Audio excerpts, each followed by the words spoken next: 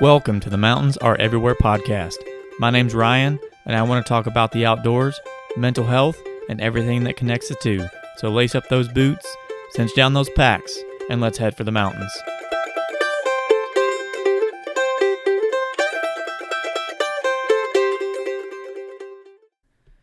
Hey everybody, and welcome into the Mountains Are Everywhere podcast. If you are a first-time listener, thank you so much for being here. If you are a return listener, I appreciate you feeling like this was worth some more of your time. It's pretty cool. I've had some awesome conversations with some really awesome guests so far, talking about hunting, talking about fishing, talking about mental health, and just great conversations. And then this episode is going to be no different. But one thing I noticed when this new guest, she recorded with me in studio, and when she came, I call it my studio, it's really my spare room, but when she came in, I had my camera set up. She was like, "Oh, is this being recorded?" And I'm like, "Yeah, is that going to be okay?" or whatnot. And it made me realize that I didn't tell anybody except for those that saw my Facebook story and Instagram story that my last episode was actually recorded. So if you go to my YouTube channel, the Mountains Are Everywhere YouTube channel, you can see the video recording of the last episode, which that one was over Zoom. It was long distance, but regardless, the video is up there. And then, that just made me realize that I didn't put that out anywhere. So I'll say it here. This episode is recorded on video and it'll be on the channel. So if you want to see that version of it, make sure to check it out.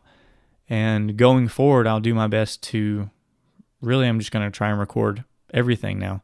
I had some feedback from some people that said, "Hey, we like your podcast, but we think it'd be really cool if you videoed it." And then that also opens up the door to I can do, YouTube shorts or reels or whatever with the content. So that'll just be another, avenue or stream of content, whatever you want to call it. So I'm going to try to video all my stuff now. And that also reminds me, I got some wireless microphones this week, which is pretty cool. I'll be able to do some stuff with that too. I guess when I first thing I thought of when I saw them on Marketplace was I'm going to a bow shoot in May, the Bow Disciples Challenge 3. Awesome shoot we went to last year. If you haven't heard of them, Bow Disciples, check them out on Instagram, Facebook, YouTube. Really up in the game with archery content, in my opinion. But they do an awesome shoot down in San Diego County, and I thought, I'm gonna be there with a bunch of buds, shooting bows. So if I get these wireless mics, maybe I'll do some videoing on the course, or even have a little impromptu podcast at the campsite with who's ever hanging out. So maybe, I don't know. We'll see how that goes. But as for this episode, I'm super excited to bring in today's guest. I've said multiple times on this podcast that I am not an expert or professional. I'm just somebody with real-world experience. But today's guest is someone I do consider a professional. She's a registered RN, and she has recently started her wellness coaching business. She is extremely motivated, and she is very interested in preventative health, so things that she can teach you or change in your lifestyle that prevents the medications or prevents the trips from the hospital. She's into holistic wellness, which if you don't know what that is, you'll hear later in the conversation. I didn't know what that is either, but it's kind of focuses on different pillars of health, being mental, emotional, physical, spiritual, all those types of things. But I won't belabor that because she's going to talk about it. But just before we get into today's conversation, I just want to say again, thank you all to everyone that has been listening to the podcast and following along. I hope that you are enjoying it as much as what some of you are telling me you are. But no, jokes aside, thank you so much. Ask that you just stay engaged with me. And if you would, as always, share, through social media, through word of mouth, whatever it takes to get the word out about this podcast. And if you're one of the ones that's been touched by it or reached out and said that it's done something for you, just imagine what we can do if we get that out to even more people, and maybe they can feel the same thing that you did. And if you can, just follow us on Instagram, YouTube, and then wherever you listen to your podcast. It'd be great. Like, comment, share, subscribe, all that good stuff. All right, that stuff out of the way. Let's get to the conversation. Now we're good. Okay. But I was thinking yesterday, we went up to. Have you been to Waller Park? Is that the one in Santa Maria? Yeah. Yeah, I've been there once. We went there for the first time yesterday, and I didn't know you could fish. Fish there. Oh. But it made me remember that it's about time to go down to the ponds on base and start fishing, because I took my son down there a lot last year. Oh. There's a lot of crappie in there, actually. But let's see. Where were we? You were wondering about something to do all week? Oh, yes. All week, I was like, what are we doing on this weekend? I feel like there was something to do, and I could not come up with it. Mm-hmm. So that's when I told you that, that we would be home on Saturday. Mm-hmm. And then it was, I don't know, sometime Friday evening, my wife texted me and was like, gun show. And I was like, that's what it was. Completely forgot. But we did go up there. We went to Waller Park first, then went up to the gun show. Oh, sweet. And I guess it's what I expected. I thought it might have been a little nicer or a little more there, but it wasn't a lot. It was basically like, if you've ever been to a gun show, it's usually a lot of gun collectors that have their really old collections and stuff. Mm. So it was like half that and then half AR components. Okay. Yeah, I mean, my husband asked me if I wanted to go to it, and I was like, yeah, sure. I have not been to one. So then he's like, oh, on second thought, I don't know how it's going to be a gun show in California, because will they let you handle the guns like they do? Yeah, everything was just out, wide open. And oh, you can handle them? Mm-hmm. Okay. I think they did have some, I don't know if they were like county police or if they were, I don't think they were ATF, but they definitely had some law enforcement officers there like patrolling. But I'm not huge into ARs like some people are, so I didn't really look at the stuff, but I would imagine that everything was like California compliant and all that stuff. Yeah. That's why we were kind of iffy on going. You know, we're such homebodies too, though. Like originally, if you guys haven't been, Montana de Oro is a beautiful, beautiful place to go check out in the springtime. What is that? It's just a state park. It's north of San Luis Obispo. Mm-hmm. So, I mean, it's kind of a drive from here. I gotcha. So, all the way to Morro Bay? Or yeah, probably out that way. Okay. And, gosh, it's gorgeous. But we were thinking of, like, going out there, doing a little run. But, you know, it's probably like an hour and a half to drive out there. Mm-hmm. And then if our activity itself was only going to be an hour or so, and then drive all an hour and a half back to base, it's like, you know, it's more driving than activity. Yeah. And so we're like, oh, well, there's a gun show out in San Luis Obispo, so we can hit that up on the way back too. Mm-hmm. But then Saturday rolls around and we're like, you know what, it's just gonna stay at home because we don't want to leave base sometimes. It's just so nice here. I go hunting when I get into those points where like, let's just stay home. I'm like, I don't have to go that far to go hunting on base, so I take off and go. Yeah. That's why I love it here. I mean, there's so much you can do. Mm-hmm. I mean, yeah, you have to leave base to go, do a couple of things. Like, there's so much out in Santa Barbara, San Luis Obispo, but, like, we have so much here on base that we could just stay on base. You don't have to leave. So I liked Santa Barbara a ton when we first got here. I had TD wide out here a few times when I was in Minot. And I just really liked the scene of Santa Barbara. Yeah. And then we went fairly often when we first got here, and then stopped for a while and started going to slow more frequent. And then the last time we went back to Santa Barbara, it's actually the first time we'd been there since we had both kids. Mm-hmm. And I was like, this really isn't State Street, at least. It's not the most family friendly. Like, went into a restaurant that didn't even have booster seats and stuff, and we're like, Yeah. But yeah. Thanks for coming in. I appreciate it. I think I already told you this, but I was slightly more nervous for this podcast than ones before, because thankful to my support and the people that have been on my podcast so far, but everyone that has been, I've had a pretty good relationship with in the past, and this is our first time really meeting face to face. But another thing is I say a lot on the podcast, like, I'm not a professional, I'm not a therapist or anything, I'm just somebody sharing my experiences, and you are, I would say, a professional. So I'm nervous in the fact that, like, I want to see how much you can provide to the listeners, because I know there's a lot, and I've been racking my brain, like, how am I going to be able to, like, ask the right questions to get the right information out and stuff. But now that we've been sitting around talking a lot, I'm a lot more, comfortable and ready to get in this conversation. So, Mikayla, if you want to introduce yourself. Yeah. Hello. I am Mikayla Harmon. I'm a registered nurse, and I recently got into starting my own business for wellness and wellness coaching. Um, I mean, a lot of people don't know what it is, but I'm technically a certified nurse coach. Um, Interesting. yeah, and then people are like, "Oh, so you coach other nurses?" And I'm like, "Well, no. I mean, I could coach somebody who happens to be a nurse, Sure. but that's not exactly what that is.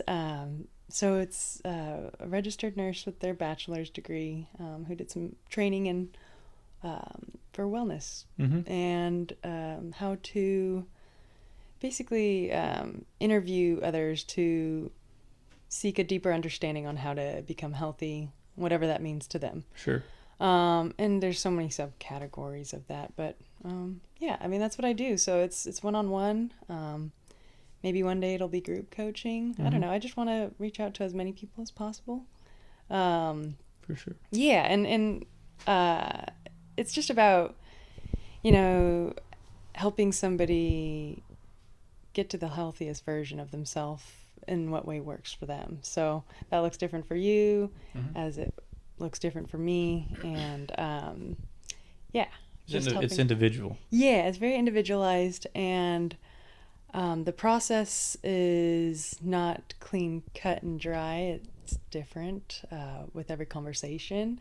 So just walking into those conversations with people, um, like there's no expectations besides just trying to go deeper every time and really find meaning behind what you're trying to do and what your goals are and how to get there. So that's kind of just what I help people sort through, and it's a lot comes up. Like, you come in wanting to lose, I don't know, 30 pounds, and then you end up talking about how, this thing happened to me in childhood, and this is why I have a hard time losing that weight. And, so it's a lot deeper than just weight Yeah, that's loss. very Yeah. interesting. How I guess how'd you get into it, or what led you to get into that type of work? Um, I, so I became a nurse to help people get better and get healthier.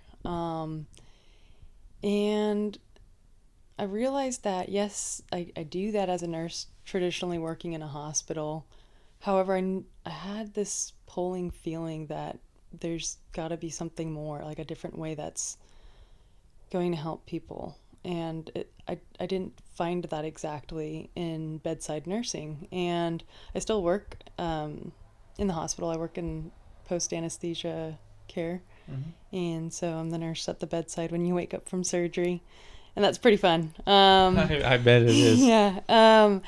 But I think just really connecting with people, you don't get as much time to do that because there's just so many tasks, and like it's a different focus in the hospital. Like you are really focused on like um, just doing all the things, charting, and like moving along so that you can time manage everything.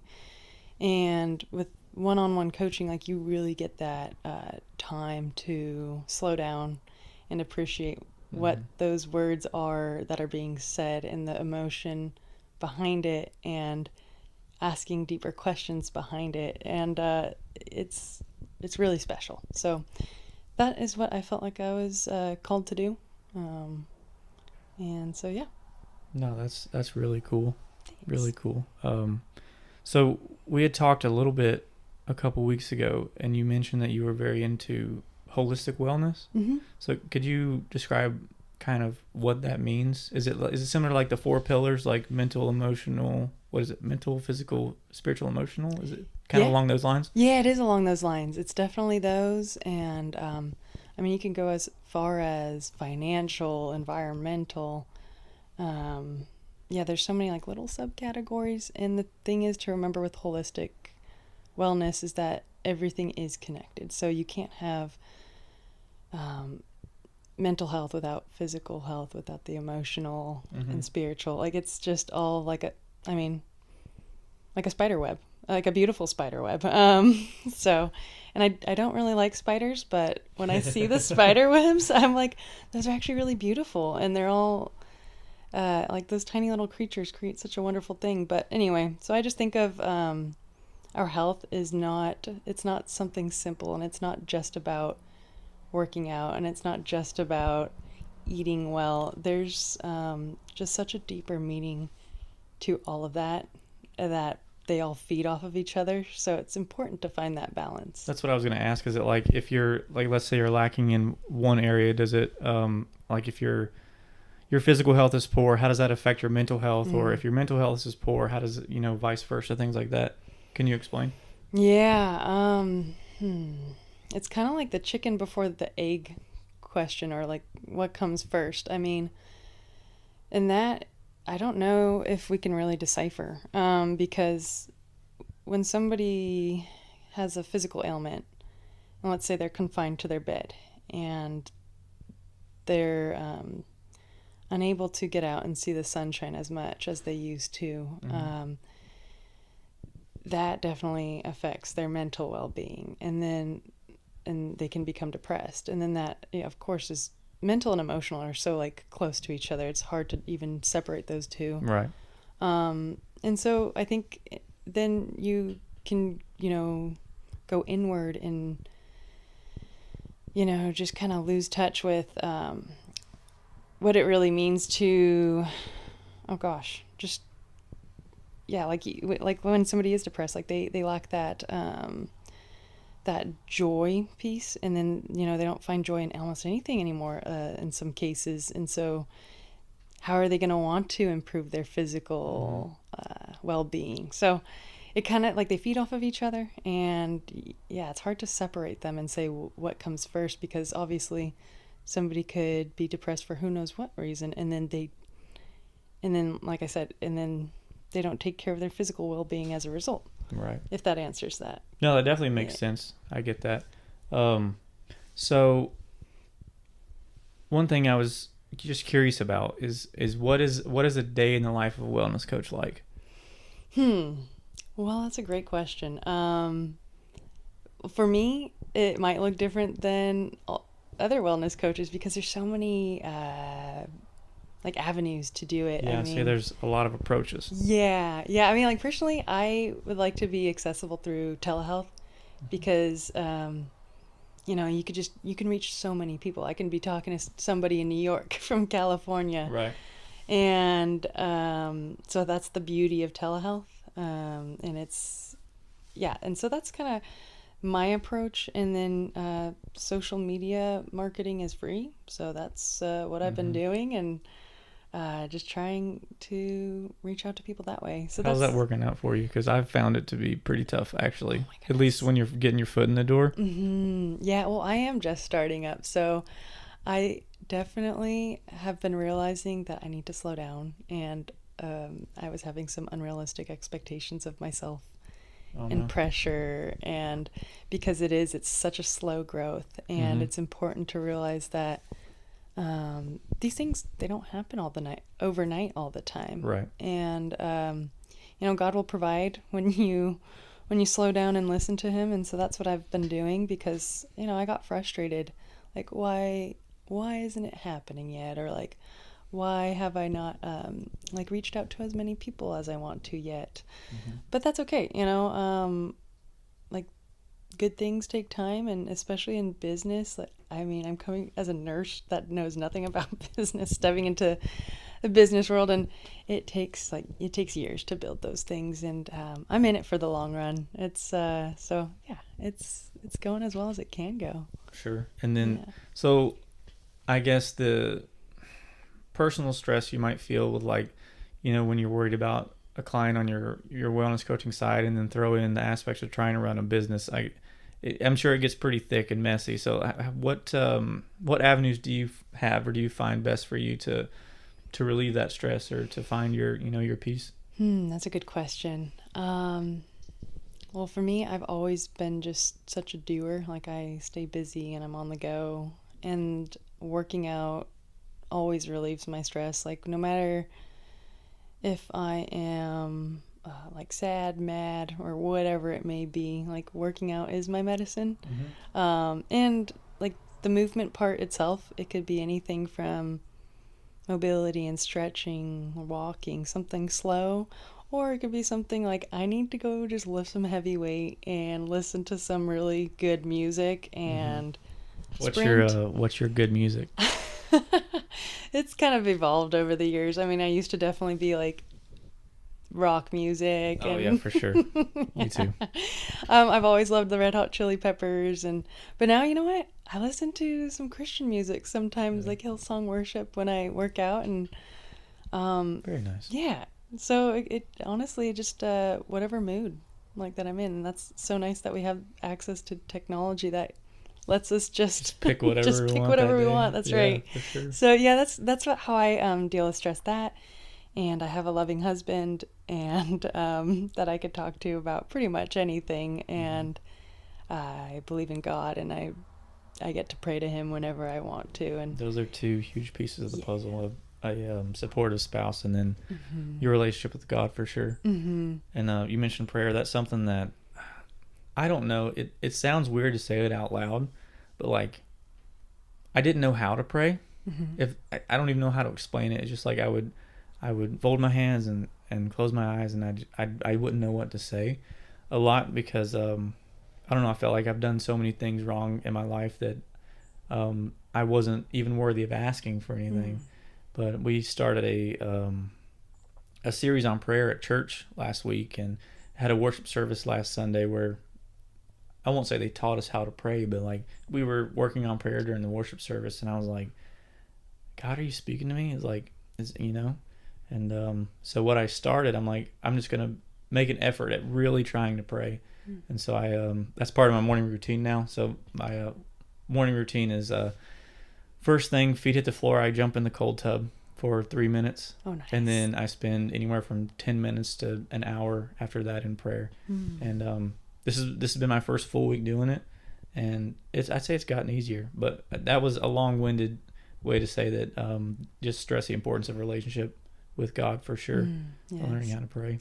No, that's awesome that you pray, because that is what keeps us connected to God, and we have access to that anytime. I mean, Anytime. yeah, you get up in the middle of the night, and you're like, you know, something's on your mind, and you might not even know what's on your mind, but you're keeping awake because of, you know, your mind's not letting up, and like praying during that time, or you know, even having this conversation, like, you know, you said you were nervous. I was nervous too, and so I said a prayer, you know, God, just please bless this time and allow us to find the right words to say, you know, things That's like my that. prayer every time before I record. Yeah. Because I want to have the right words and to make it a good conversation, but I also want it to serve a greater purpose and just ask for His blessing on whatever we talk about to serve a bigger purpose. Right, and that's what it. Yeah, I didn't mention this, but to glorify God through what we do, and whether that's our line of work and our careers, you know, raising our kids, just talking to strangers, like just being a good person, you know, all those things are laid out for us in the Bible, and on how to perform that, and you know, that is the end goal for me. Like, you know, that's the big picture goal, is to glorify God through what we are doing. So yeah, I really I should have mentioned that first before movement and other things, because that is first. But yeah, he's blessed us so much with the, you know, the ability to move and the ability to think, and yeah, so very special. Very good, very good. So now, this podcast is very outdoor oriented, and like that's my passion and what I love to do. So, what does being outdoors, regardless of your activity that you're doing, can that play into your overall health, or what do you think about that? Oh yeah, I mean, there's a lot of research done on just like if you're feeling any certain way, like stressed, sad, mad, getting outdoors in nature for like 10 minutes. That's it. Going on a walk for 10 minutes can just improve your mental well-being. That's it. How does that? Do you know how that works? Like What's the science behind that? Do you know? Oh, you know, Like I have a book over there called The Nature Fix, where hmm there's a journalist who kind of, she's not a scientist, so she didn't do like the in the weeds research, but she went hmm around like just kind of discovering the difference in people's moods when they spend time outdoors, or even if you work like you work inside but sit next to a window, even just yes. seeing outside can have an effect. So hmm I was curious if you understood like what's going on physiologically, I guess. Yeah, good question. Well, I know that like when you're moving forward, your brain is processing like your surroundings Mm-hmm. while it's processing your internal thoughts and emotions. So the combination of those two, and especially outdoors and greenery, Mm-hmm. has a profound effect on helping you process that information better True. while processing the external environment at the same time. So I don't know all the, The jargon, cellular whatever you level want of to the call it. science. Yeah, but and I would encourage like people who are listening, if they want to know it, they can look that up, because I mean there's so much research out there that will give you that answer. Mm-hmm. So I don't know it to the T, but anecdotally, Sure. I mean I have felt like cured by just going outside on a walk from just something that's bothered me, and I just go out on a walk, and it's so good for the soul. I feel the same way, and like I try to stress it on the episodes, like just go out and try something, even if it Mm-hmm. is, just like obviously I'm off the deep end and I go hunt in the mountains for a week at a time or whatever I do, but just going out and experiencing nature has such a profound effect. And I try to stress it, but I don't know the right words. Mm-hmm. So I just say, give it a try. Go out and you have to experience it to understand it. Yes.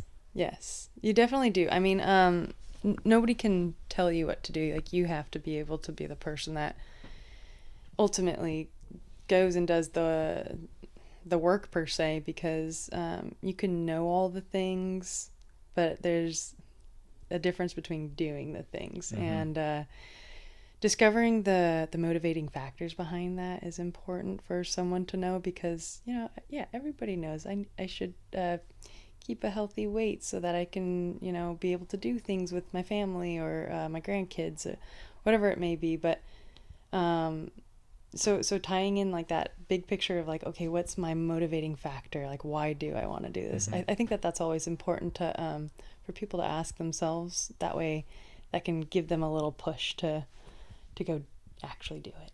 So Nice. but yeah, I mean, being outdoors, you are walking around a lot hunting, Mm-hmm. so I'm sure you've definitely just seen the difference between when you're hunting and just being out in that versus just if you're staying at home Oh inside all yeah, for day. sure. Yeah.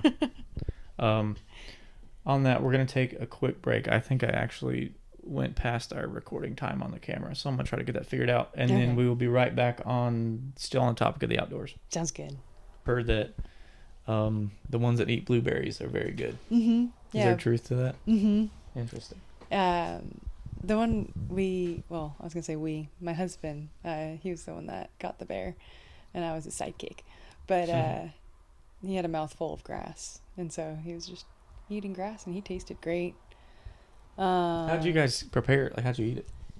Well, we made some steaks out of it, and there's ground burger meat out of it. Mm-hmm. And like with pork, you have to cook it thoroughly, Right. because I mean, you could test it for the trichinella. That's the bacteria. Yes. Or trichinosis or something. Trichinosis. Trichinosis, thank you. But like, I'd just rather cook it all the way, and Fair enough. having Yeah. to do that. But yeah, it tasted good, and so I just make a bunch of meatballs, and Oh yeah. there's steak. So we love steak, so we Oh, can I eat do that too. every night if we could. But yeah, I do. We do meatballs a lot with the pigs that we get. Oh, They're so good. yeah, that's a good way to do it, because we made a bunch of hog chorizo out of our Oh, that hog, sounds good too. and I like chorizo a lot. yeah, the pork chops. I think I messaged you about like, do you have any good recipes for I chops? don't. I just, I guess, eat them dry whenever I feel like eating some dry meat. Yes. Just dried out pork chops. Yeah, that's exactly it. Um, but yeah, and then my husband told me a story that his dad, I think it was his dad, got a bear that was feeding off of salmon, or it was like a friend Mm-hmm. of his dad's that had a bear that was feeding off of salmon, and it was Not not good. good. Yeah, Do you like fish? I do. Did Yeah. it give the meat a fishy taste, or did it Mm-hmm. just give it a really bad taste? It gave it a fishy taste, and you know, who knows? Maybe the bear was old too. On top, like who Sure. knows what it had gone through, but it was just not a tasty one. He said, I mean, and my husband's dad is like he was part of that generation that's not wasteful and would Right. you eat anything that's on Absolutely, your yeah. plate, and so I'm sure he ate it, but um, it was probably hard. So All right, where we left off, we were talking about outdoor activity benefiting your health, I think is what we were talking about. yeah. So, on that topic, we're going to get into the outdoors, and I would like to ask what's your favorite outdoor activity? Oh yeah. Gosh, I was a big hiker for a long time. I just like walking, being outside, and just that's probably like my favorite outdoor activity. Just hiking? Just hiking, but adding the hunting to it. Now that I have some knowledge behind it, I like that a lot. Yeah, I do too. Did you ever do you just do day hikes, or did you ever do backpack, like overnight stuff? I never did do an overnight because I liked to hike by myself. I got you. And you know, as a young female doing that, it's not. I'm just gonna say right now, it's not the smartest thing to do, especially when you don't have bear spray, you don't have a pocket knife. Like Fair I enough. didn't carry anything on me besides like water and snacks. Mm-hmm. So, and just the clothes that I was wearing. Because if something happened to me and I had to stay out in the elements overnight, that would have been a rough go. Mm-hmm. I think God's angels were always watching me over me. Sure. And, you know, there's been a couple times where I've gotten lost on a hike and I don't have the best directional sense. Oh, mine is pitiful. So, yeah. Yeah, so I think I didn't make the smartest choices, but, you know, gosh, the views were very worth it. And I definitely say going hiking with a buddy is very important, Mm-hmm. and going with the right equipment, and then also just kind of knowing the area before you're getting out there, just to know, being aware of like what else is out there and what you could run into. It's important to know that stuff. But, you know, ignorance is bliss sometimes, and that's just how I went about it. And so, yeah, I've, you know, matured as I've gotten older, and now I do it differently. But Fair enough. yeah, I mean, hunting is really cool. That was my next question. Now that you've got into hunting a little bit, what do you think about it? I think it's the coolest thing ever. I mean, to be able to like have the opportunity to get your own meat, and like not have to rely on grocery stores and wondering how it's prepared. Yeah, I love knowing where my meat comes from. Yeah, and it's a process, and it's not easy. Like it's a lot of work, and it's time consuming, but it's when you're sitting down and having the meal and thanking God for Yep. that animal every time, and then yeah, it's very special to be connected to your food source like that. Yep. And then having the ability to know that you're capable of doing that, because I think that gives a lot of confidence to 100%. I would Yeah. agree with that for Yeah. sure. I mean, like, you're providing for your family and your kids, and it's awesome that I'm glad that my kids love it. Mm-hmm. They absolutely love it. Like, there's kids are just picky eaters, you know. Especially, you know, I've got a 4-year-old. My daughter, not so much. She eats everything, but he can be picky. But anytime that we have wild game, venison, pork, anything, he eats all of it every time. And I love that. Does he have a favorite? Let's see. I want to say Salisbury steak, but that one's my favorite. I do Salisbury steak with ground venison, but he just straight up deer steak. He tears it to pieces. He loves it. Yeah, I think that's probably my favorite too, is just deer steak, you know. Simple. We have a cast iron, so Yep. we put butter on the cast iron, let it melt, sear the steaks to a nice medium rare, and No other way. yep, that's right. Yeah. We actually have recently tried steak carpaccio out of Stephen Rinella's Meat Eater book. You'll have to educate me. What Carpaccio? Carpaccio. I'm not that fancy, but it's just the name. It's raw steak, and So what's the difference in that and like tartare? Oh gosh, yeah, that's a good question. I don't remember at the top of my head. I think Yeah, I it's. have no idea. I'm not I don't remember. not what's the word? Cuisinely cultured. That's okay. You don't have to be because you know it's good and it's steak. Yeah, for And sure. so, yeah, it's like you just take a hunk of raw, like a steak cut, and you slice it really thin. Mm-hmm. And you just eat that with, well, sorry, you pepper the steak and then you throw it in the freezer for about an hour or so it gets kind Mm-hmm. of solidified. That way when you cut it, you're not just cutting into like squishiness. It's just more Sure. firm to thinly cut. Yeah. And then you pair it with some bitter greens, aka like, I don't know, spinach or arugula, some kind of salad, Mm-hmm. and like a nice little olive oil vinegar dressing, and you put that steak on top with some flaky sea salt. That is starting to sound very It's good. really good. It's like having I don't. Do you like sushi? Nope. Oh darn. Okay, I like sushi and like the raw. I like the raw fish. I maybe like I didn't grow up eating it. Uh huh. I don't. We just there wasn't a place to go or a big like a big Yeah. demand for sushi, so I Mhm. never got into it. And I didn't even eat that a whole lot of fish growing up. Oh I ate a really? little bit of trout, Mhm. but never enjoyed it. And then I moved to North Dakota, and it was like I'm still like I don't really eat fish that I didn't catch myself. Okay. So I'm coming around more on fish. I'd probably just need to force myself to be just educate my palate or whatever you're gonna say. But Yeah. Yeah. I mean, that's okay. I mean, is it the texture that you don't like? Is it no, just? it's the fishy taste. Oh, it is a fishy taste. Yeah, Oh well, then maybe you'll like the steak carpaccio. It's because I've it I've, tastes like I've got steak. the cookbook right there. I just need it. That's the Yes. one it's in, It's right? in that one, I believe. Yeah. Yeah. And so, I mean, because you could eat deer steak raw. Yeah. And, you know, like even right there on the spot if you Have you ever had done to. it? No, no, I haven't. Like as you're butchering a deer, Mm-hmm. just eating a bite of it. I've been tempted. I can't. I'm actually shocked at myself that I haven't tried that yet. Well, if you're out there and like really hungry, and if you're not gonna like, go back to camp and cook up a piece of it, Mm-hmm. you know, it's not a bad thing. It's good for you. You can. It's not gonna get you sick. It's safe. Yeah, Good to as know. long as you're, well, obviously, as long as you got to the animal in the right amount of time, because out here it's super hot. So Mm-hmm. the meat, well, at least, during deer season, it's hot. Yeah, I hate when our deer season is. Yeah. For anybody listening that doesn't know, the archery season for deer in California, at least the zone we're in, starts in uh, before mid-July. It's like I think it might be July 13th this year, right? You already know before I do, so. Pretty sure it's the 13th. Last year was it the 8th? Anyways, it's in July, Mm-hmm. and for people back east side, that's probably mind blowing to hear. And then our rifle season starts mid-August. It's Mm-hmm. crazy. Yes. Yeah. But, I mean, because the funny thing is that, like, you could just be sweating and it cools down so much with the It marine does, layer, yeah. too.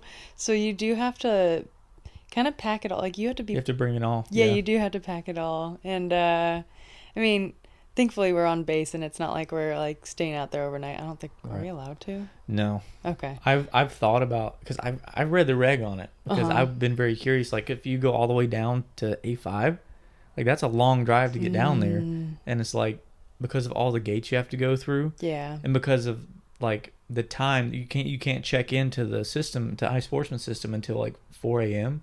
Oh, yeah. So and then most people lose service at Right. some point. So it's like by the time that you would be allowed to check into iSportsman, go through all of the gates to get down there, it's already past daylight. So Yeah. it's like I've considered like I read the reg and it's like there's the established campsites on base are the only places Mm, allowed for overnight camping, and then it says with exception of, and then there's like this event form that mhm. you can fill out, but I think it has to be like big like sponsored like outdoor rec oversight type stuff. Oh, yeah. Like It just I gets get to be very too long many. winded in my explanation sometimes. That was you cannot hunt or I mean camp overnight in places No, like that's that. good to know. I like to know all that. That's not too long-winded because I didn't know that. So that's good to know. Yeah. So how long have you been hunting now?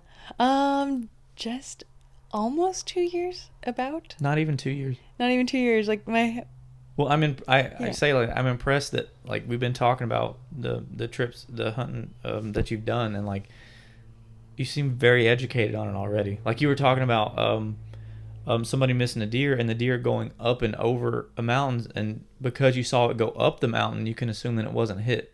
Is Yeah. that was that the line you were? I was like, somebody that's not hunted for 2 years and all right, that's Oh, kind of advanced thank you. knowledge. I'm impressed. Thanks. Well, all thanks to my husband. Like he's the one that's taught me everything, and Mm-hmm. he's very knowledgeable. And he tells me he's not, which I was like, "Are you kidding me?" Yeah, I would also disagree with that.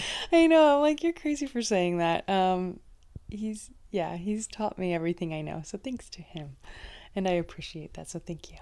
Yeah, Yeah, it's really fun. Like once you I feel like it's something like you have to really be respectful of. Like, okay, you're going out there to kill an animal, and you have to really respect the everything that goes into that. You can't absolutely. just be loosey goosey. I'm like, all right, let's go. Um, Some it's unfortunate that some people do look at it that way, but I mm, think as a true sportsman, it's lost on a lot of people how much we do respect the animals that we pursue. yeah, yeah.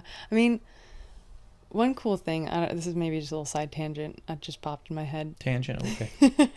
um, like on social media, like on Instagram, like you can see so many like like animals and hunts and all that stuff like at the tips of our fingers, and it's so cool that you could become like desensitized and think that, oh, I could just go out there and like see these animals at any time.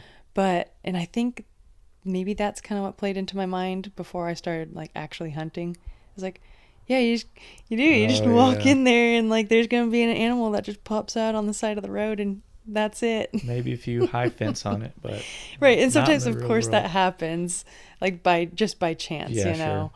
but that's not reality most times. And most times like you are just out there walking around hunt, and it's not even easy walks. Like Oh, absolutely not. like there's all the poison oak and heat out here, and steep canyons like to Steep and traverse if you want to that really go. was it that manzanita? Is that what it's called? Just that thick redwood. Oh my Yeah. gosh, it's brutal to go through. Yeah, because you can't even like trounce it down. No, absolutely not. I've ripped so many pairs of pants trying to get through that stuff. Just Yeah. getting holes straight through them. It's wild. Mm-hmm. Yeah. So it's not for the, what do you call it? It's not for like, hmm.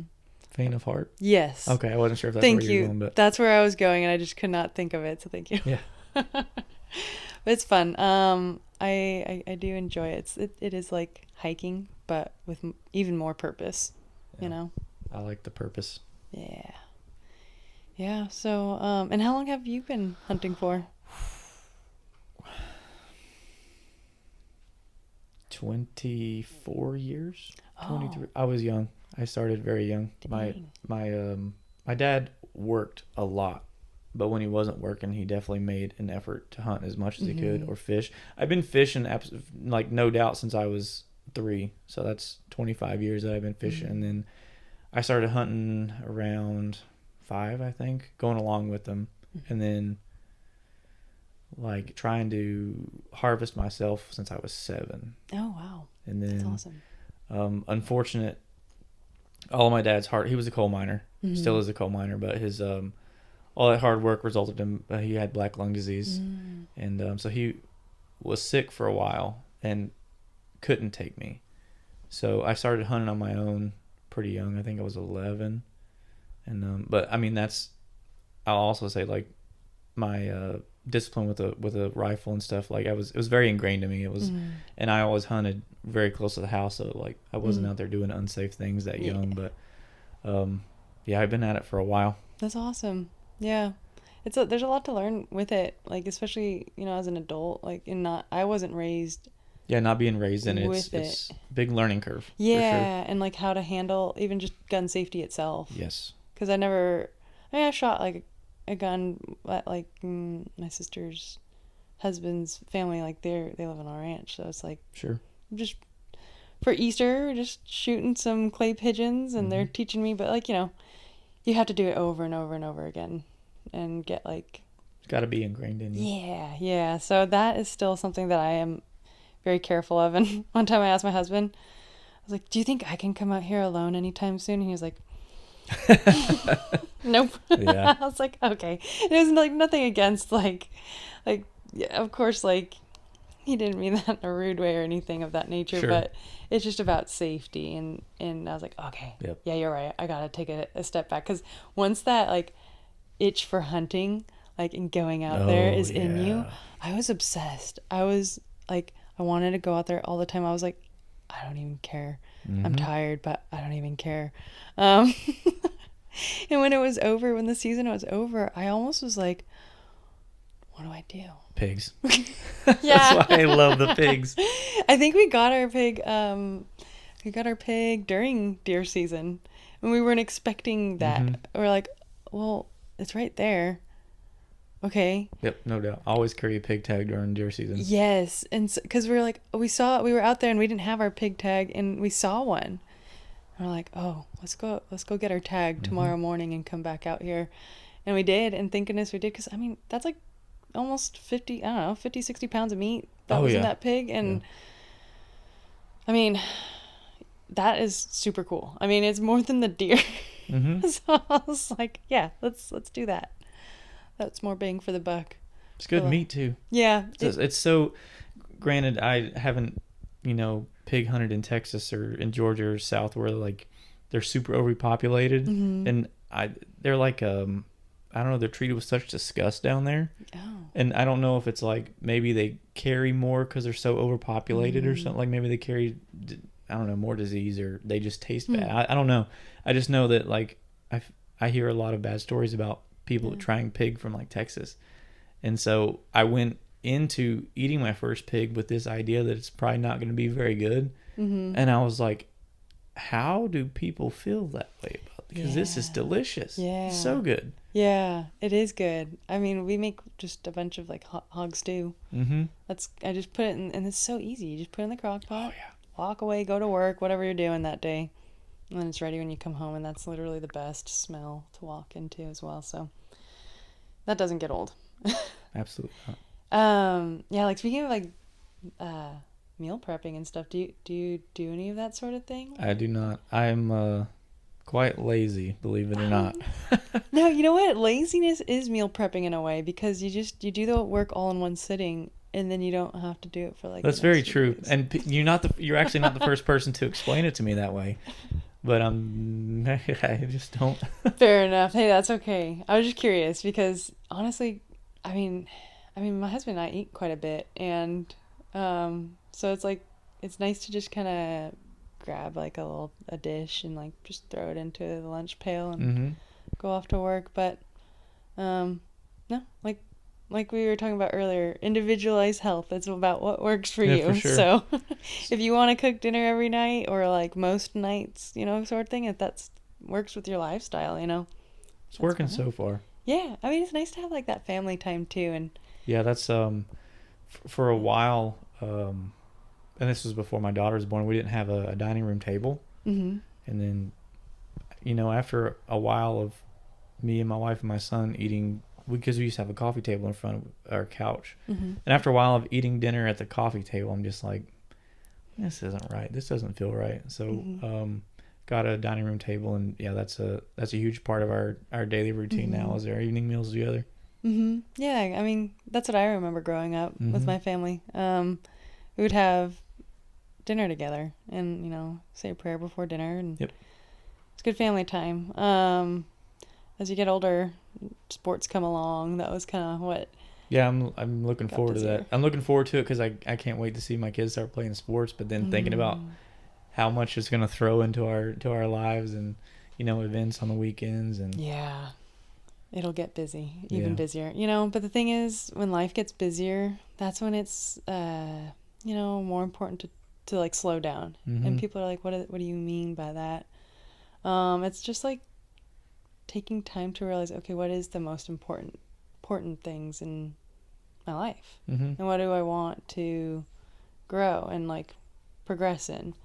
And I think that cuts out a lot of things. You realize, okay, I don't need to be doing I don't know, scrolling on Instagram as much. Or, and I think we were talking about social media. I don't know if we touched on that a little bit We earlier. definitely did mention it. Yeah, we did. Okay, so Social media marketing. That's what we're talking about. yeah, because I never had, I wasn't going on it much, but now I'm like, okay, and I market on it, but I just, it's one of those things you have to be very mindful of, like intentionally, Yep. and not getting sucked into, because that's what it's designed to do, is to have you, get in there, and it's very much so, it's entertaining. I like it. Sure. That's actually why I got my husband some of the blue light blocking glasses. Yeah. Because he finds his entertainment on there, and like the reels, and he'll show me like funny cat videos that he saves to show me. So that's like our little entertainment piece. But yeah, I mean, so there's definitely purpose in it, but then it's just important to be mindful of like getting rid, and going back to like what I was originally saying, like just getting rid of the things that aren't serving you. Right. And yeah, it's prioritizing. So Yeah. it's best for like busy people to think of things that way. Like, I don't have time for health. Well, you do. You just haven't found the time for it yet. Yeah, I've never been a very like organized person or kind of compartmentalize things like that. And then I think that's a lot of the reason that I went through so much struggle. And since I kind of see myself as on the other side now, like I've kind of come through. I still struggle, but I don't know if you can hear my stomach growling. I'm sorry if you do. But like I've been through my struggle, and I'm on my journey to healing and stuff. And so one thing that I have been very cognizant of now is just being very intentional with my time. And I thought of that as we were talking about social media, because that's one thing that I'm intentional with. Yeah. In what, like, it's almost like, this might sound weird, and maybe it's wrong from the holistic health perspective, so you can tell me if it's wrong, but like I try to set out a time in my day every day to, that's my social media time. Because with trying to run it and social media for the podcast, like making posts or interacting with people, I just try to intentionally say this 30-minute block or 1 hour block of the day that's my social media time. And then after that, it's like I don't need it to distract me from other things. Yeah, no, that's incredible that you do that. That's not wrong at all. I wasn't sure if, like, because when I said I might spend an hour on it, like, then I thought, is that it's just a straight hour on social media? Like, how bad is that? But then I think if that's the only hour, Yeah. then maybe not that bad, No, because yeah, you're giving it you're giving yourself like the control, like to say, hey, this is when I'm gonna go on it, Yeah. and this is when I'm gonna get off of it, and that way it's not controlling you, Yeah. and you have like the willpower and the mindset, and if that's not working, then you tweak it. And so like it is about like time management, and blocking off time like that is important. Because when I was starting to market on social media, I was like, oh my gosh, it's like sucking the soul out of me, because I'm like going in and out of it all day. Right. And I didn't realize like, oh, I need to block off that hour, and just like, or whatever amount of time I need to do what I need to do. And then that's it. And then not worry about checking back in throughout the day. Like that's all. And so that's all I'm going to give it. And yeah, so that's perfect that you do that. Does it feel okay? Like, Yeah. or does it feel like it's too draining? No, it's been good so far. Like, I still, if I like, I keep notifications turned on still. So if I see somebody like message, I'll still like try to respond quickly. But as far as like doom scrolling, Oh yeah. I like, that's, oh my gosh, my stomach. That totally took me off the rails. Need a snack. Doom scrolling. What was I saying? Doom scrolling.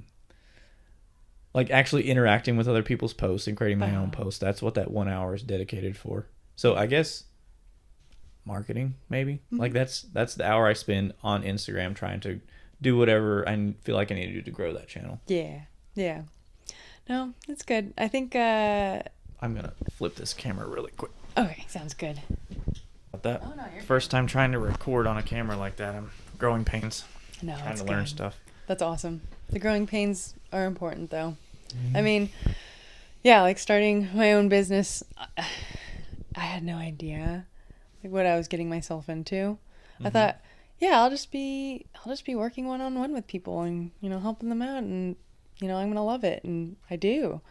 However, I didn't know that starting a business was like that whole like marketing and sales and all that other stuff with it, which was kind of silly to think. Because when I have a thought that I really enjoy, I can get impatient and I'm just gonna go for it. Oh no, I feel that 100%. Yeah, sometimes I need to slow down, and so I realized that.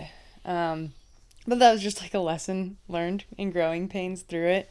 So yeah, I mean, gosh, new things are so important to do, even if they are scary, and even if like you think that you're gonna fail a lot. I mean, the failing part is where all the learning is, and yeah, so I'm trying to really find gratitude in those learning moments, which Very seems good. like all day, every day lately, Hmm. but it's okay.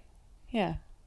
I was thinking when you were talking about sitting down one on one, and this kind of goes back to earlier in the podcast we were talking about being a wellness coach. What kind of I guess services do you provide as a wellness coach? Yeah. So one on one, I would just have me and the client just be talking over like video chat or even over phone. Just depends on their preference. And I'm actually that's all I have for right now. Mm-hmm. However, in the future, I would like to do group coaching, and I don't know. There's so many ideas that I have yet to like really act upon. So I don't want to like go too crazy in saying it, but just like having like activities for people to engage in. Like I did a sleep challenge for Mm-hmm. people to do for 30 days because that is mainly like my first pillar of approach with people is like working on their sleep. Okay. Yeah, just things that engage them to want to like take care of themselves better, and just seeing what does work. Kind of like you were mentioning about how like traditional therapy, like sitting down with a therapist may not always be the thing that Mm-hmm. heals that person, which is fine. I mean, it could aid and go along with it. And then same thing like with coaching. Like coaching is not always the end all be all fix. And so sometimes like getting out there and hunting, that's the therapy. Yes. Um, for me, like, or like just spending quality time with your family and friends and actually like socializing and shutting off the rest of your to-do list, like that's the therapy. So there's so many versions of healing and what that looks like for people. But like, discovering, I mean, the reason why I got into coaching is because people know it, they know what they need to do. They're told it from their doctor all the time. Like, you need to lose weight and you need to eat a healthy diet. I mean, that's like the go-to prescription. And Mm-hmm. then if that doesn't work, then they give you actual prescriptions. Um, so yeah, they know what they need to do. They just don't know how to get there sometimes. Mm-hmm. So people stay stuck and they don't know how to get unstuck. A lot of people do, but a lot of people wait on motivation. Yeah, that's a And tough one to find sometimes. well, and yeah, and you'll never find it. Sometimes you'll never find it until you just create the discipline. Like you just gotta do that one small step, and then you gotta keep doing that step over and over again until Mm-hmm. it becomes a habit, and then you add to it, and then that's your discipline. And so I strongly believe in discipline over motivation for Okay. people, and a lot of people don't realize that. It takes time, but sometimes like, well, I didn't feel motivated to go to the gym. But I'm like, I don't always want to go to the I see where gym. you're coming from now. Yeah. So and like I don't know, do you always want to go out there and hunt? Or maybe like if you're in the I'll middle. give you an example. So, Yeah. um, one thing I'm trying to be disciplined on is my morning routine because I've Mhm. always been the type to sleep as long as I possibly can, Mm. snooze my alarm That's five, good. 6 times, and then um, get up and then rush to get ready for work and get the Ah. kids ready for daycare. Yeah. So, what I've been doing now is I allow myself one snooze. Mhm. I've went from waking up at 7 to waking up at my alarm is set for 5:30. Mhm. I snooze it once, and then it goes off again at 5:40. So at 5:40, my feet hit the floor, and I get in that cold plunge. Now, where you were going with like, do I always? I never want to get in freezing. There's nothing harder for me than to willingly get in freezing cold water. Yes. But I do it every single morning, and it's like a hard start to my day. I've read, maybe I can attest to, like, it setting your circadian rhythm or something. Like it's just like your body's like, okay, you're starting now, and then by the time the kids go down at 8:30, my body's like, okay, you're winding down. It's time to get into your nightly reading and get ready for bed. Yeah. But I never want to get in that water. It sucks. Every but time. I keep my discipline and I get in it every single morning. I think today's the day 20, I think. 20 days straight. But yeah, wow. Every morning. Good job. That's awesome. And well, what makes you keep wanting to go back into that cold water? So okay, I'm about to get on a side tangent myself. I'm sorry if it detracts from the point you wanted to make. Oh no. But I haven't read the book, but have you heard the theory of it? It was like a naval officer that he wrote a book like Make Your Bed or something, where it's like start your day with some form of accomplishment. I've heard of it. I haven't read it myself. So I understand the premise and I totally agree with it. Like starting your day with something that you accomplish something, a task, whatever, that it can snowball and it makes you more productive throughout the day because you did one thing and it's just infectious. You accomplish one thing and you want to accomplish another, and then they just stack up throughout the day. But along my healing journey, I have realized that I never had my own purpose for doing things. I always did things because other people told me to or told me that they were good things. So, unfortunately, here I am, a 28-year-old guy still trying to figure out what my purpose is. But I'm leaning into it very much that I want to spend my time doing the things that have the most meaning for me personally. Making my bed has no meaning to me whatsoever. I'm just going to unmake it later in the night and get back in. But one thing that is challenging to do is getting that water every morning. And the way that I feel from accomplishing that mental feat of getting in it is it provides meaning to me. I think it's purposeful. So that's why I continue to seek out that one thing. And then being disciplined on that is like, okay, or accomplishing that is like, okay, now accomplish your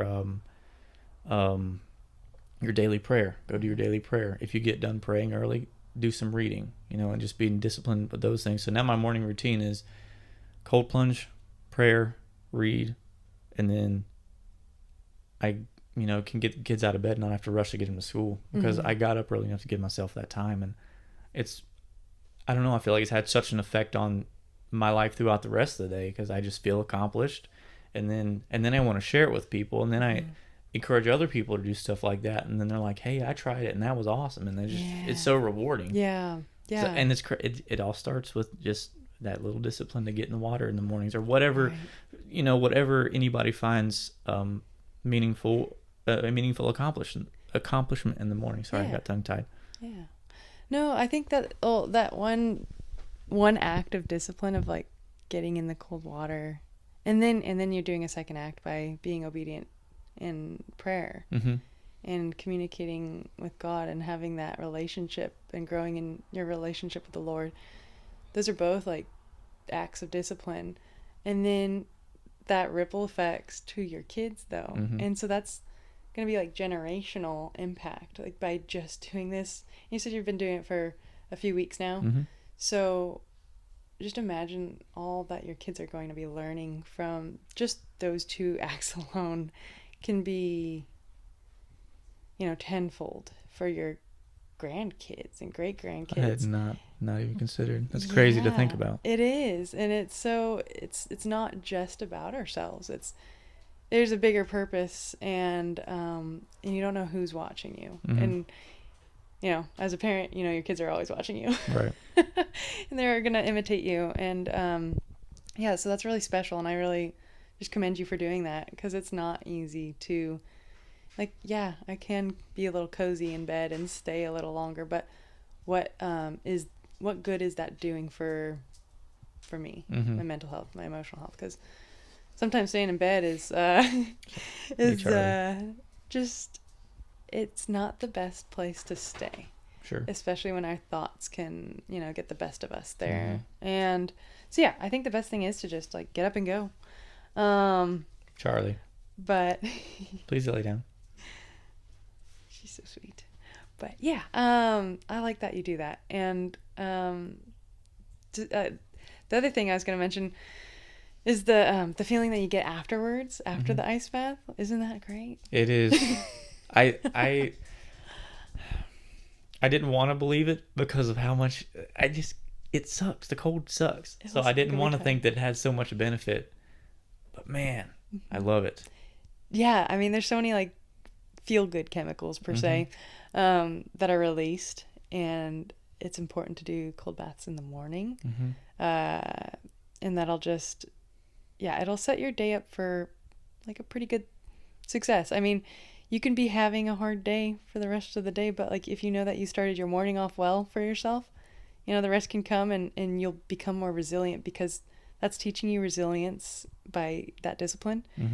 And so other hard things and challenging things that happen throughout your day might not suck as much. Right. Because you're growing your resilience too. So there's just so much that I love about, it doesn't always have to be a cold bath or whatever. It could be just something that you really don't want to do. Like it could just be getting up and going on like a run in the morning too. Yeah. I don't want to do that. But by doing that, it's just not giving into my like my worldly desires that are temporary and short-lived versus long sustained benefits that will not only impact me but impact generations to come. So it's pretty cool. Yeah. Do you listen to Huberman? I do. Yes, he's my favorite. Have you heard the one where he talks about that area of the? You guys are probably gonna hear sirens in a second. The area of the brain that grows whenever you do hard things. The amygdala. Yeah. Wait. Is it the amygdala? It's something mid-cingulate cortex. I can never remember the full term. Okay. But he said this like there's a specific area in the brain that could be charted that show it grows whenever you do hard things, and the larger it is, the more resilient you are. So you can actually physically grow your resilience. Yeah, there's parts of your brain is a muscle. I mean, in a sense that like you work it out more, it's gonna perform better. Anterior mid-cingulate cortex, I think, is what he calls it. Somebody, you can fact check me, laugh at me later, but anyways. That's okay. All that they need to know is that if you are doing things that are hard, that you're working out a part of your brain that's do the getting hard bigger. things. Do the hard things. Yeah. You'll be better for it. Yeah, it's true. And I think the cool part about it is that it gets the attention off of like yourself when you do think about it in a bigger perspective. You're like, so even if you don't care about yourself that day, because there's people that are going through hard times and they mentally just stop caring. So find somebody that you love or care about and doing it for them, even like, and that's not advice for everybody, but like if you have no willpower or like wanting to do the hard thing, just maybe don't make it about yourself. And maybe make it about, like, if you believe in God, make it about God, like doing it to glorify him. I think that we are on this earth to not for ourselves. We're here to fulfill his purpose. And so that's kind of like where my attention goes, and I've been trying to think about that more often lately, because the world doesn't revolve around me, and it's one of those things that it like expands our minds to think about other things, and that helps get our mind off of our immediate problems. Right. Yeah. Absolutely. All right, I won't take up too much more of your time, but I'm going to circle back to hunting again. Oh, yeah. And I want to know what your favorite memory is. Oh. Not, I guess it doesn't even have to be about hunting, but your favorite outdoor memory. Oh, gosh, this is a good question. Let me think about it for just a minute.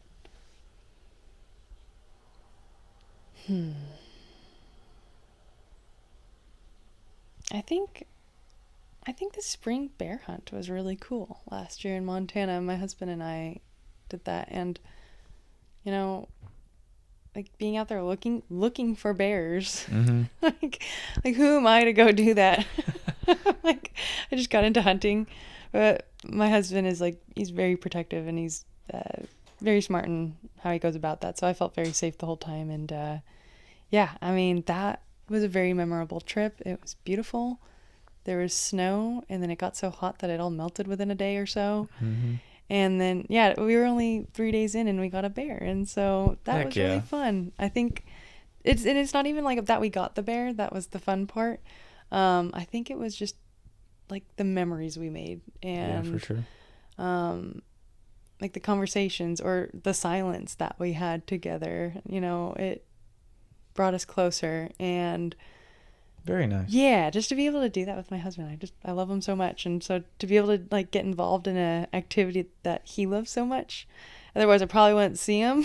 It's like I was like, I need to learn hunting so I could spend more time with my husband, Right. and I'm glad that I did because, yeah, it's been some incredible experiences that I never would have had otherwise. Question about him. Um, does he view hunting in the same way? Like, kind of how we talk about on the podcast, being like the connection that's out there and the solitude. And I always like to say the word peace because Yeah. I feel peaceful out there. Is that kind of what drives him too? Yeah, that's actually like when we were dating. Like that was like one of the first things that stuck out to me when he said that. He was like, "Oh, that's like where I find God the most." And I'm like, Right. "Oh, yeah. I mean, that's pretty cool that you find that because that's how I find God too, is definitely out in nature." Yeah, me too. So yeah, and then I'm like, "Man, now I love you even more."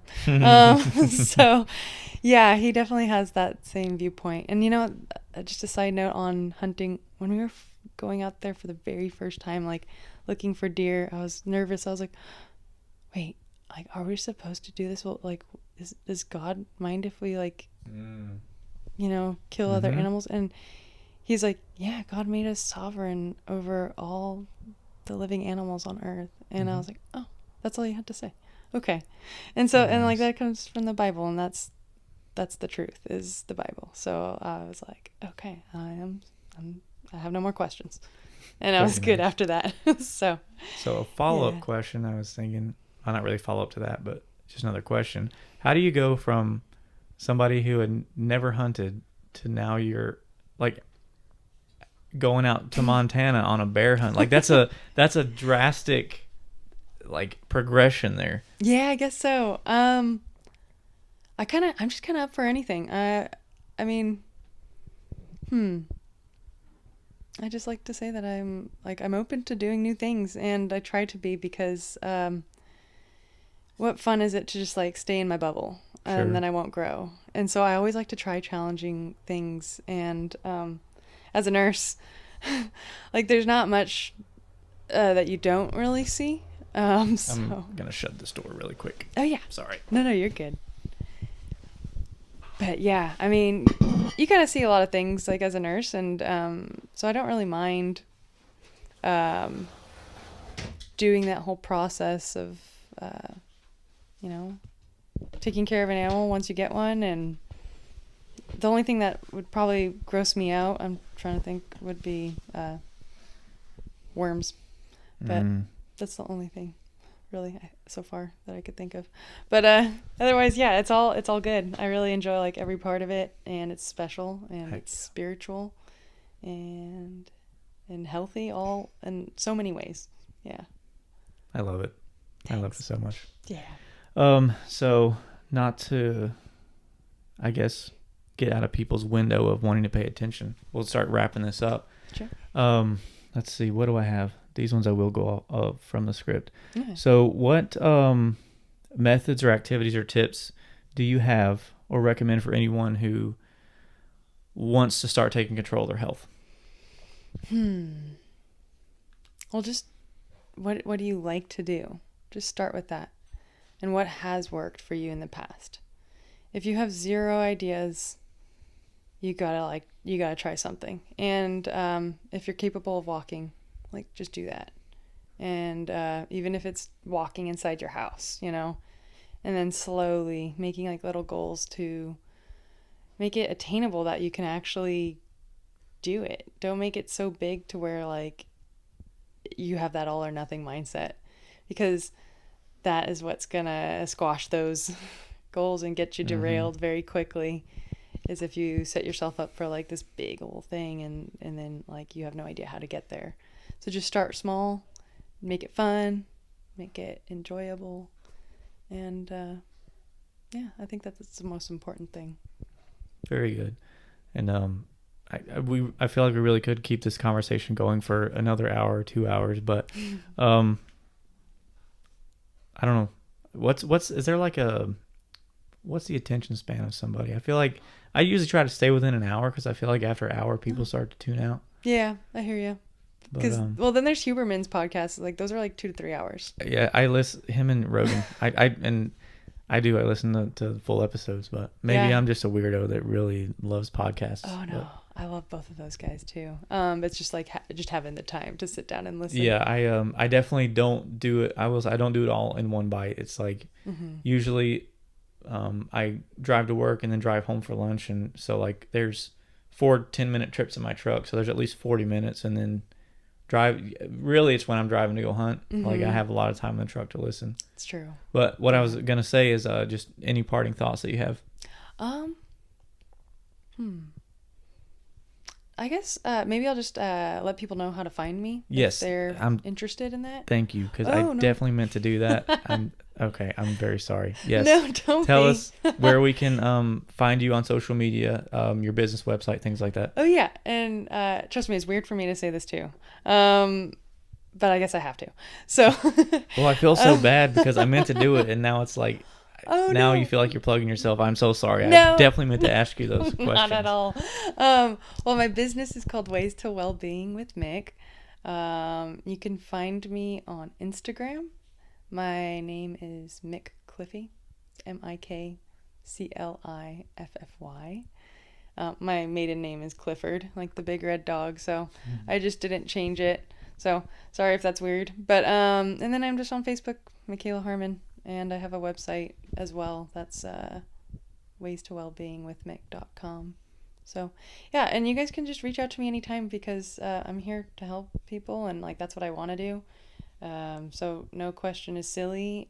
I mean, there's silly questions out there, but there's no question that's silly when it comes to, like, asking about your health and, like, wanting to improve yourself because, you know, that's what we're here on earth to do, is to just, you know, always improve. So, yeah, thanks for having me. Very good. Thank you so much for doing this. This is a great conversation. Yeah. And again, I feel like we could go on for hours and hours, so maybe we'll have to bring you back in the future. Oh, thank you. I would love that. Yeah, but again, thank you so much. And for you guys listening, watching, be sure to check her out, see what she can do for you. Thanks. Thanks, Ryan. Thanks for tuning in to the Mountains Are Everywhere podcast. If you want to stay up to date, be sure to subscribe or follow wherever you listen to your podcasts. I hope you enjoyed this episode, and I can't wait to bring you another one. Until then, you keep climbing, and I promise I'll be climbing too.